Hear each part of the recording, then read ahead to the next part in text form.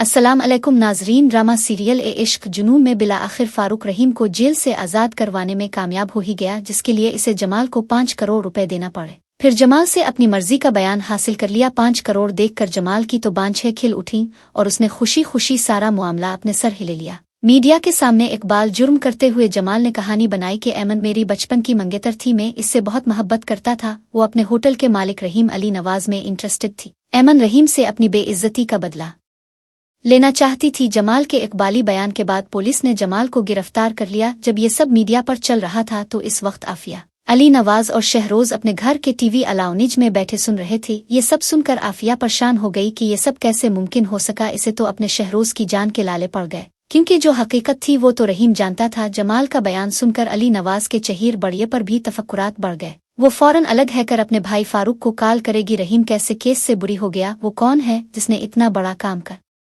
दिया और इसे खबर तक भी ना हुई। वो फारूक को भी अपने मतलब के बयानिया पर बजिद होते हुए कहेगी कि रहीम ने इस लड़की के साथ इतना बड़ा जुल्म किया और इल्जाम मेरे बेटे पर लगा दिया। अब ये जमाल कैसे इसे अपना जुर्म करार दे सकता है? और हाँ, रहीम को छुड़वाने के लिए ये सब मैंने किया है। ये सुनकर तो आफिया सपटा गई, जिस पर फारूक कहेगा कि जो कुछ तुमने रहीम के साथ किया है मैं इसका खुद गवाह हूँ, इसलिए मुझे झुटलाने की कोशिश मत करना। आफिया चीखते हुए कहेगी कि आपको कोई अंदाजा है कि रहीम शहरोज के साथ किया करेगा? जिस पर फारूक कहेगा कि मैं मजीद इस सिलसिला में तुम्हारी कोई मदद नहीं कर सकता। अब तो आफिया की सिटी गुम हो गई, सोचने लगी कि इसके भाई ने ही उसकी मदद नहीं। इसी असना में शहरोज अपनी माँ से पूछेगा किया ये सब मामू ने किया है? तो वो इस बात में सर हिलाते हुए कहेगी कि हाँ, इसने ही असको आज़ाद करवाया है। उधर ऐमन को जब मालूम होता है कि जमाल ने सारा केस अपने सर ले लिया है तो वो ये समझ रही होगी कि अली नवाज बहुत ताकतवर लोग हैं, वो जमाल पर दबाव डालकर मजबूर कर रहे हैं होंगे, जिसकी वजह से जमाल ने ऐसा बयान दिया है। वो पुलिस स्टेशन जाएगी और उन्हें कहेगी कि जमाल बेकसूर है, इसका मुजरिम रहीम है। लेकिन अब इसकी कोई बात नहीं सुनेगा, क्योंकि जमाल के एतराफ़ के बाद इसकी बयान की कोई अहमियत नहीं रहेगी।